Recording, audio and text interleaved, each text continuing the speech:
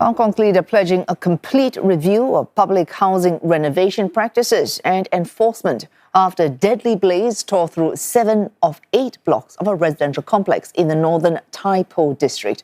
John Lee also looking to support from mainland cities in the Greater Bay Area. That's 9 mainland cities, including Hong Kong and Macau, to speed up investigations. The death toll has risen to 55, the highest from a fire in the city since at least 1948. Firefighters struggling to put out the remaining fires at Wang Fuk Court, even though authorities say the blaze is largely under control. Rescue is underway to try to reach anyone that could still be trapped on higher floors, with hundreds of people still unaccounted for. Investigations already underway, with authorities arresting 3 people on suspicion of manslaughter. Hong Kong's anti-corruption body is also launching a criminal probe over renovation works after concerns raised over non-compliant materials used to seal windows, along with bamboo scaffolding and green protective mesh that may not have met fire safety standards. And from our CNA correspondent Deborah Wong joins us live from Hong Kong. Deborah, we have heard from Hong Kong authorities they need to not just give assistance now, but to also reassure people. What have they said?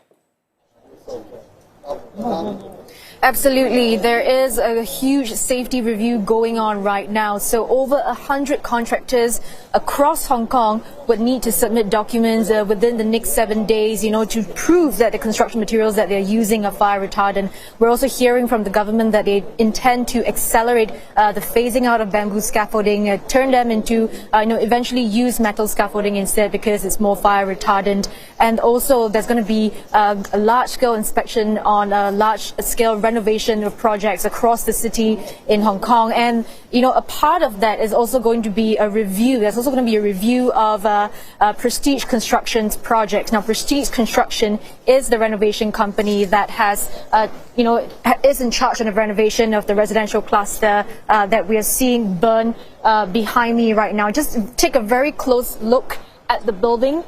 Moments before we came live, the building, the flames have sort of petered down. They've sort of extinguished very, very slowly. But then all of a sudden, if you can see that window over there, the flames return. So we're talking about a very wide-scale disaster that we're seeing on the ground. Firefighters have been trying since yesterday afternoon at about 3 p.m. to put out the flames, but we are still seeing and hearing pops of little explosion, and that's the sound of bamboo scaffolding falling down.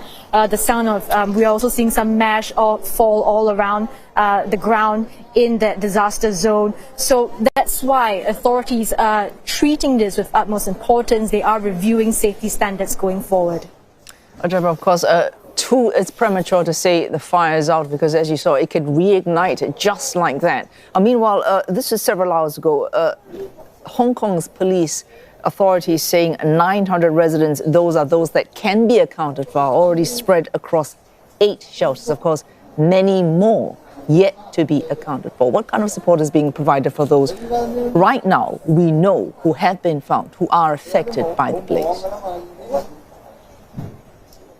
So we've just heard from the government as well that they will be, coming up with 300 million Hong Kong dollars in emergency funds to assist affected residents.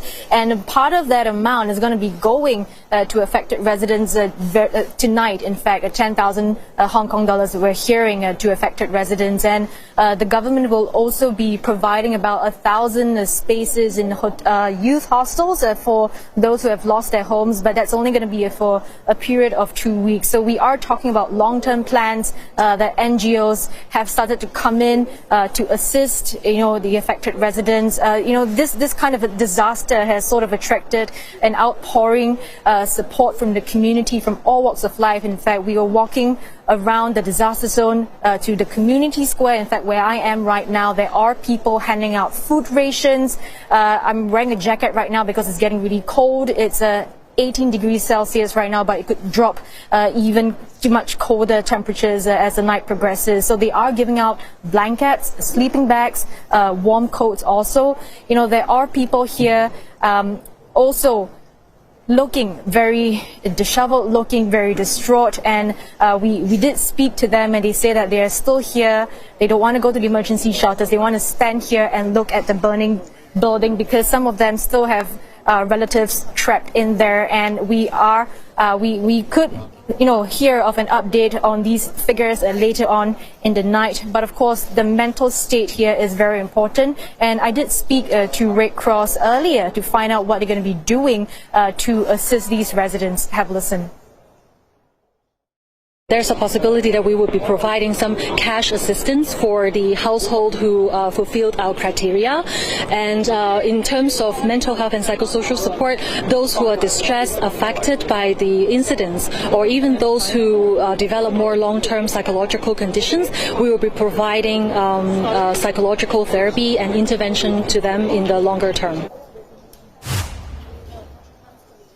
So even if the fire gets completely extinguished, even if they eventually figure out what happened to their relatives that are still unaccounted for, I think these residents, this really is a night to remember, because this really is marking a change in their retirement plans. This building is really home to a large proportion of elderly citizens, and really the next stage is now planning what else they're going to be doing for the rest of their lives. Back to you.